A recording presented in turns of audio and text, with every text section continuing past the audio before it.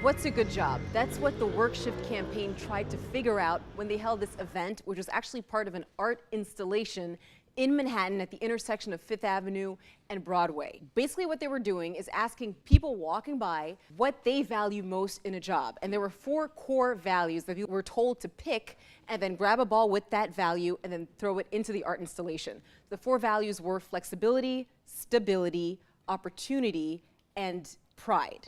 76% of Americans live paycheck to paycheck, and millennials are the generation that's the most educated but the least employed. So I spoke to someone who kind of fit that criteria, Naisha Lee. She said that initially she tried to get a job when she was 18 at a fast food store. Now I feel like more than ever, everyone is, struggling to survive and just provide for themselves or for their families. She got rejected by McDonald's, got rejected by Wendy's, finally got a job at Checkers, but that was only because she knew somebody there. Usually, like those fast food restaurants would go to young adults or teenagers, but now it's older people who have to fight for those same jobs. She ended up having to take internships because, as we know, it's a catch-22. You can't get a job unless you have experience. One internship paid me about $325 every 2 weeks. It was promised that you may be employed by the place that you were interning at.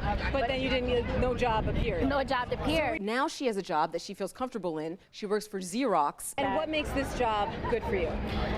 The flexibility and the open communication that I have with my employers. We both went up And participate in this. All right. Follow us. She grabbed her ball, the stability, the blue ball. What does stability mean to you in a job? What it means to me is I won't have to worry about if I'm going to have my job tomorrow or not. I grabbed all 4 values because I just wanted to play it safe because I think they're all super important in the job. Very unlike you. Right, we wouldn't want to miss out on any of them. I gotta be honest. Right, and so then we went up the art installation and we threw the balls in the right categories. Where was the green ball? Money wasn't one of the options.